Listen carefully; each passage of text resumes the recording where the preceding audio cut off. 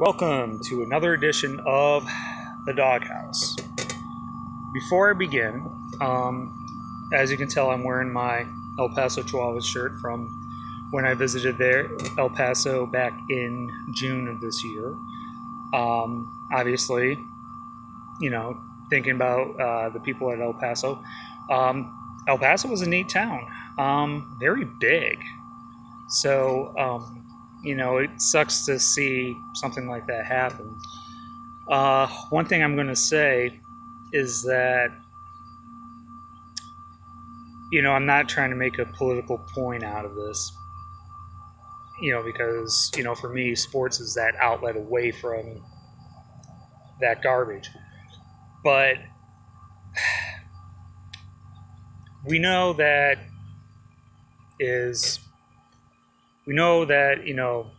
all this talk about weapons and such, that's front and center, and it should be.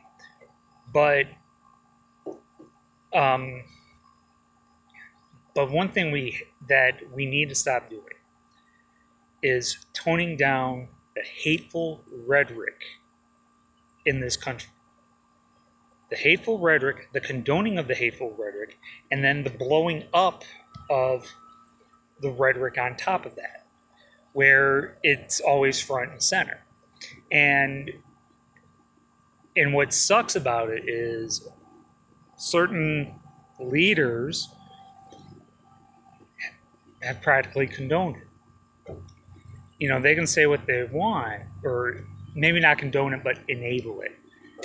And we've got to figure out what we need to do, to stop with all this nonsense. Because, this country is a great country. I love it. But I'm tired of seeing all this garbage that really, really makes it scary for me, my friends, and my family when they go out to places, when they're supposed to have a good time, or when they're supposed to do something that they need to do. Shouldn't happen like that, should it? Anyway, so El Paso, Dayton, thinking about both cities right now, and hopefully we can put an answer to all this senseless garbage anyway.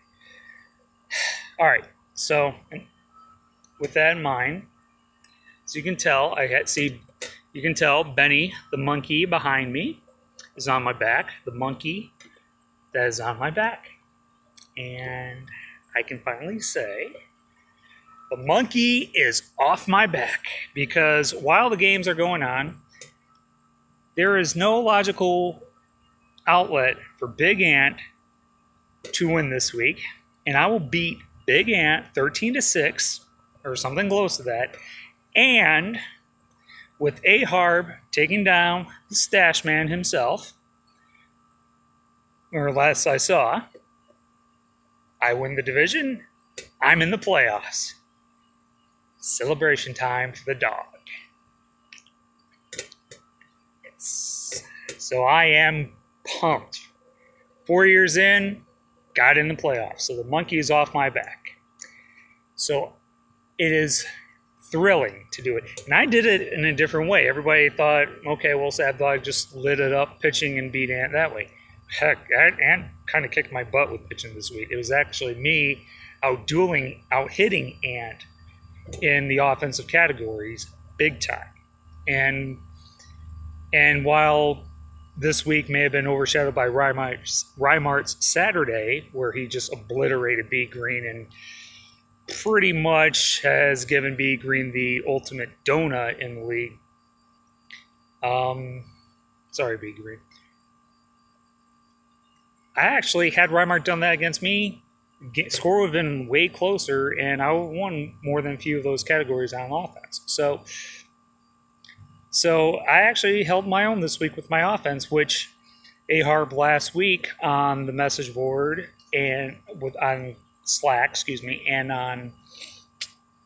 on his predictions, he did predict me, but he made a little offhand comment saying Savdog can't hit.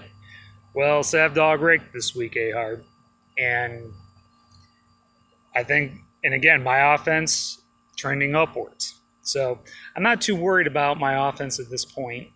Um, so I'm in the playoffs, and for another week, I hold on to the number one rank in the league in terms of records and such.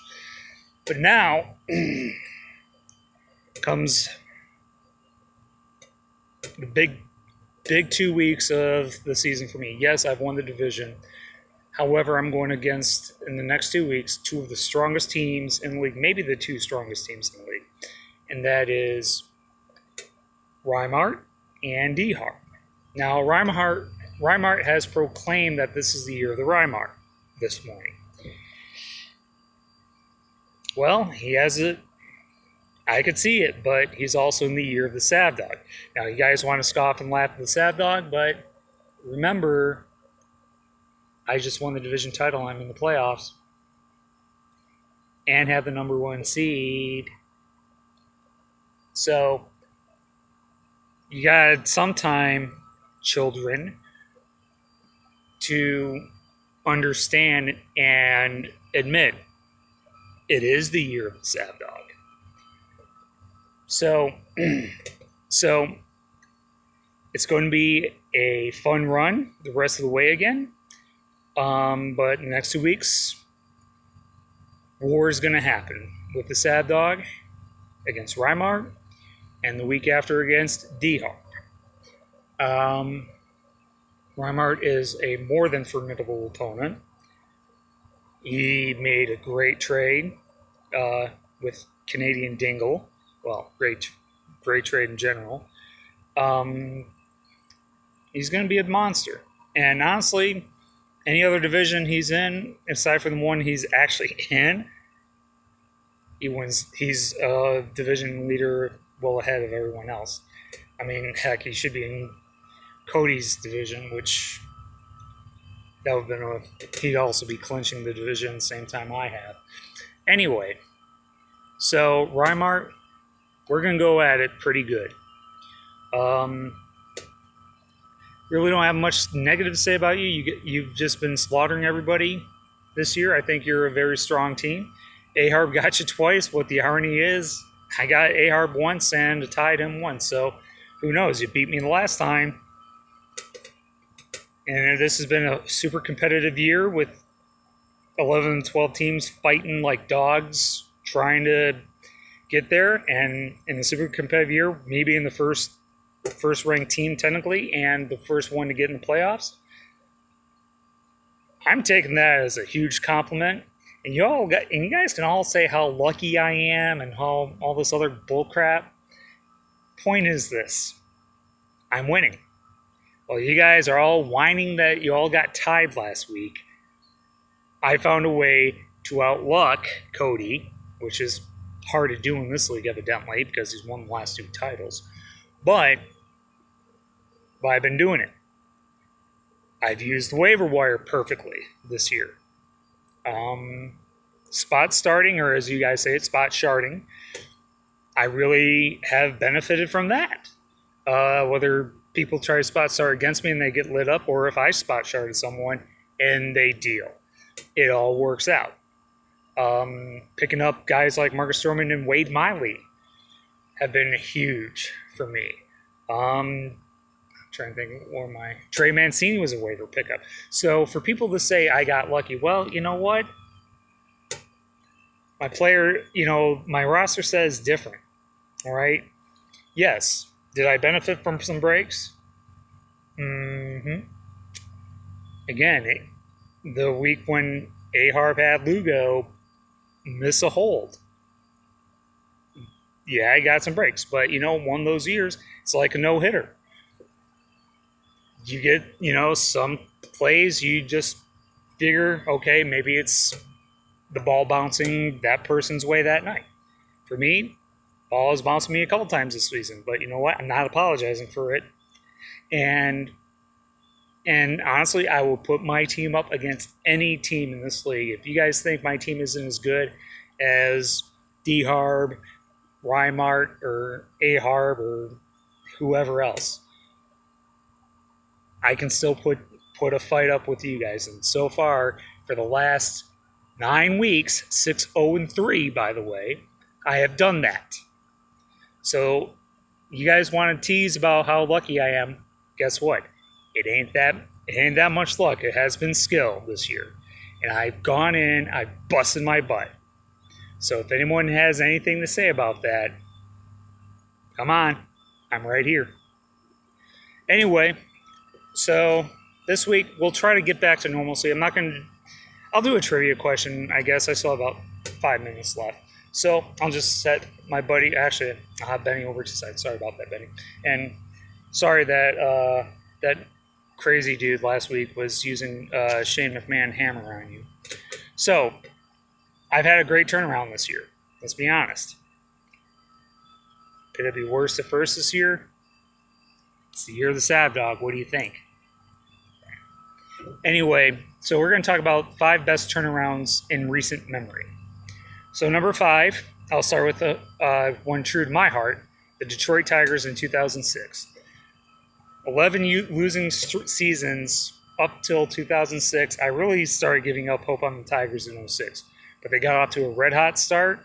Great pitching from Kenny Rogers and a rookie named Verlander and Jeremy Bonderman.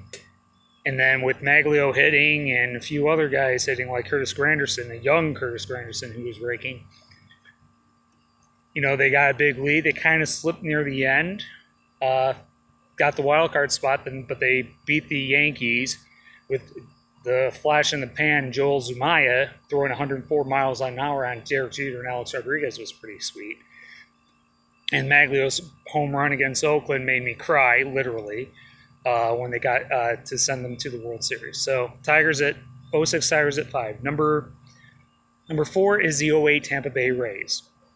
Kind of a similar story, but more props to them because they had to hang with New York and Boston. They have to do that every year, and that's why I love the Rays.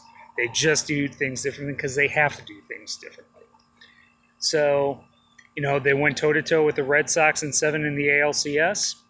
Great players there. Price, Kazmir, Longoria, those guys. They held their own.